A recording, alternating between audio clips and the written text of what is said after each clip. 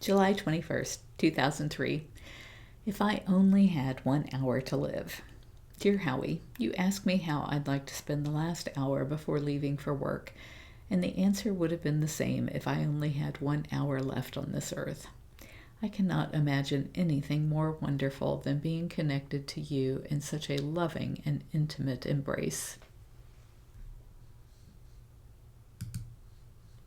July 23rd, 2003. Howie said, I love you so much. This became an ongoing joke with us. We're always trying to beat each other to the punch to say, I love you so much. And I don't think I can find a way to say or have you understand what you have added and done to my life. Sometimes I still get a little nervous, feeling like I've been lifted by a spaceship into a different world.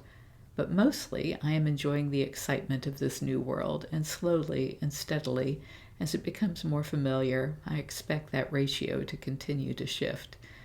I tried to write more on this, but it did not come out right, and I need to leave for your mom's. I guess this is Howie writing to me.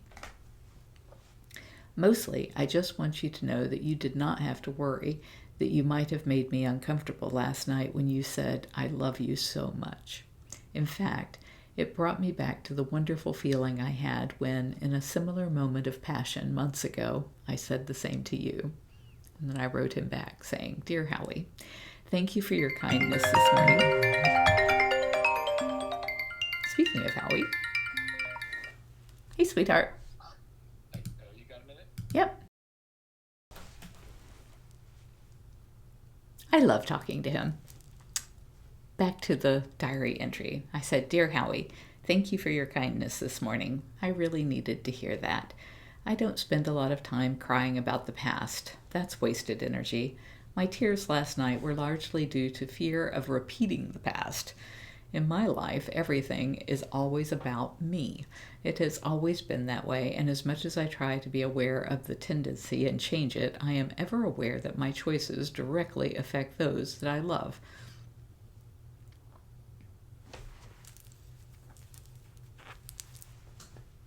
Some cases are easy to live with. I am okay with my parents working for me because I pay them better than anyone else ever did, and they are getting to do what they want. I am okay with Easy Street staff and volunteers following my vision because they were drawn to it by its alignment with their own needs. Same goes for the supporters here because everyone needs something to believe in, and I know that their support won't be squandered. Others are harder. The movie, Riding Around in Cars with Boys, could have been written by Jamie. That was her father. That was her life. Having never paid attention to her as a child, I did not see at the time what that life must have felt like until watching it last night. I have always taken comfort in the fact that she has done so well, but to hear the young man say that he wasn't normal because he couldn't choose to live his own life, if it meant not being there for his mother, struck a chord. Jamie wanted to go to college. She wanted to join the Marines. She wanted to trot around the world as a freelance photographer. I have always said that I would support her, and I would have, but I cannot help but believe she has chosen to forego her own dreams because she cannot bring herself to abandon me in the way that I have emotionally abandoned her all of these years. The only way I can see to rectify this is to make Easy Street so strong and self-sufficient that she can feel free to walk away from it if that's what she chooses, with no feeling of a negative impact on me. I think her love for the animals and her ability to use her creative talents in the way she does the things. I think her love for the animals and her ability to use her creative talents in the way she does are things that she won't be able to find elsewhere, but I would like her to feel free to find that out for herself rather than working from a sense of obligation. These things will eventually happen. Knowing how to stay present with you is the hardest. You are the most wonderful part of my life, and I don't want to blow it by falling into a too well-established pattern of self-centeredness. You are so supportive of me and my dreams, my needs, my desires. Even the way you make love with me is so giving and so selfless. I know that it is not because I am so deserving, but because that is just the way you are. I see you giving so much of yourself to everyone around you.